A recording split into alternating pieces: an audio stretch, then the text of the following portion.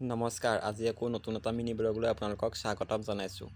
আমাৰ ওচৰতে যিহেতু গেলেকীয়াল বৰনামঘৰত অবিৰত ভাগৱত পাঠ চলি আছে, ভাবিলোঁ আজি এপাক তাৰ পৰা আহোঁ। আজি যিহেতু 5 নম্বৰ দিন, এয়া মই আৰু মোৰ লগত বন্ধু দুজনে সৈতে ভাগৱত পাঠলৈ আহি আছোঁ। আমি গেলেকীয়ালৰ হাইৱেৰ পৰা গেলেকীয়ালৰ ৰাস্তাটোত সোমালোঁ। সোমোৱাৰ পিছতে দেখিলোঁ প্ৰত্যেকৰ ঘৰৰ পদূলিৰ মুখে মুখে বন্তি জ্বলাই থোৱা আছে আৰু ৰাস্তাটোত গোটেই বন্তিয়ে জ্বলাই থোৱা আছে। এনেদৰে অহাৰ পিছতে আমি অবিৰত ভাগৱত পাঠ এই মেইন গেটখনেদি নামঘৰ পথটোলৈ সোমাই আহিলোঁ। নামঘৰ পোৱাৰ পিছতে আমি বাইকখন ষ্টেণ্ড কৰিলোঁ। বাইক ষ্টেণ্ড কৰাৰ পিছত নামঘৰলৈ বুলি আহিলোঁ। নামঘৰত যোনটো মেইন গেটখন, এইপিনে আপোনাৰ খোল জাপি এনেকৈ দি গেটখন বনাইছে। নামঘৰৰ ভিতৰত সোমোৱাৰ পিছতে আমি ভৰি হাতকেইটা ধুলোঁ। ধোৱাৰ পিছতে আমি এতিয়া বন্তি জ্বলাবলৈ বুলি আহিছোঁ। এয়া বন্তি জ্বলাই আছোঁ। বন্তি জ্বলালোঁ, মই জ্বলালোঁ, বন্ধু দুজনে জ্বলালে। আমি যিহেতু 3জন গৈছিলোঁ।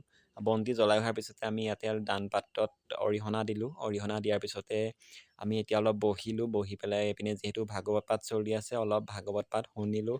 শুনাৰ পিছতে আমাক কেইজনমানে চাহ খাবলৈ বুলি মাতি নিলে। আমি চাহ খাবলৈ গ'লোঁ। এয়া চাহ খোৱা জেগাত বহিলোঁ, চাহ খালোঁ। চাহ হোৱাৰ পিছতে আমাক এতিয়া ভাতটো খাব হৈছে, আপোনালোকে একেবাৰে ভাত খাই উঠিব। আমিও ভাত খাবলৈ বহি দিলোঁ। এয়া ভাত দিছে, বইল ভাত ইমান ধুনীয়াকৈ, মচুৰ দালি, মাটি দালি, ৰঙালাও, চালাড দিছে এইফালে, তাৰপিছত এইফালে কাবেলি বুট, পনীৰ এনেকৈ দিছে আৰু এইফালে দিছে মানিমুনি এনেকৈ চাটনি। ভাত খাই হোৱাৰ পিছত আমি ভাবিলোঁ আমি বোলো অলপ বাহিৰত ফটো মাৰোঁ। আৰু এয়া দেখিছেনে ইমান ধুনীয়া এটা পৰিৱেশ, এইটো এটা ইমান ধুনীয়া পানী কেনেকৈ পৰি আছে কাৰেণ্টত, এইটো অলপ ভিডিঅ' কৰিলোঁ। এনেদৰে ভিডিঅ' কৰি হোৱাৰ পিছত আমি যিহেতু 6 মান বজাতে গৈছিলোঁ, আমাৰ যিহেতু এতিয়া 10:30 বাজি গ'ল, আমি ভাবিলোঁ এতিয়া বোলো ঘৰলৈ বুলি ৰাওনা হওঁ।